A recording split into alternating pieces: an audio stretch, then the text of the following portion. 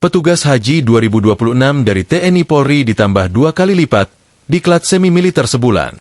Wakil Menteri Haji dan Umrah, Wamenhaj, RI Dhanil Anzar Simanjuntak mengatakan, petugas haji dari unsur TNI dan Polri pada tahun ini ditambah hingga 2 kali lipat. Dhanil mengatakan, keputusan penambahan petugas haji dari TNI Polri itu atas arahan Presiden RI Prabowo Subianto menyusul kinerja yang dinilai disiplin dan bertanggung jawab. Jumlahnya 2 kali lipat dari tahun sebelumnya.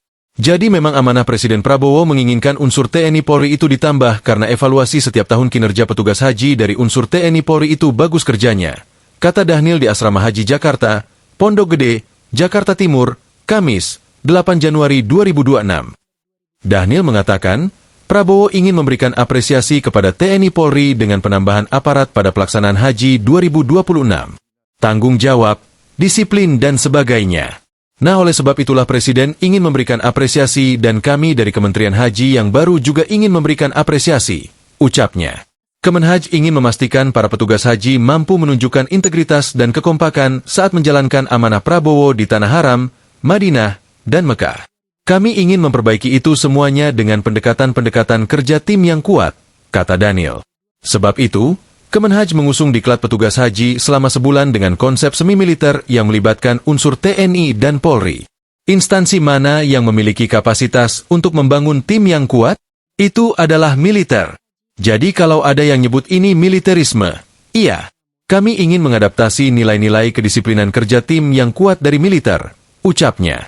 Diketahui, Kemenhaj menyiapkan pola pendidikan dan latihan, diklat, terpadu dengan pendekatan semi-militer bagi calon petugas penyelenggara ibadah haji, PPIH, Arab Saudi tahun 1447 Hijriah. Para petugas nantinya akan mengikuti pola pelatihan intensif layaknya, masuk barak, untuk membentuk karakter, disiplin, kesiapan fisik, dan mental pelayanan.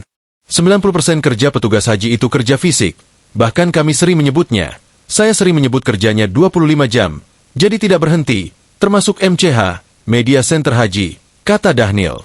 Petugas haji secara fisik tentu dipersiapkan. Waktunya agak panjang, ada simulasi, simulasi masyair, simulasi di Tanah Haram dan sebagainya, tutur dia. Karena itu, Kemenhaj memperingatkan jika tidak siap dengan konsekuensinya, maka tidak perlu menjadi petugas haji. Pelatihan ke depan akan terfokus pada binjas, pembinaan jasmani, sebagai faktor penunjang utama dengan kesehatan sebagai aspek yang paling fundamental. Tahapan pelatihan meliputi jalan sehat, senam kebugaran, hingga latihan baris berbaris yang difokuskan untuk membentuk karakter dan disiplin petugas. Download Tribun X sekarang, menghadirkan lokal menjadi Indonesia.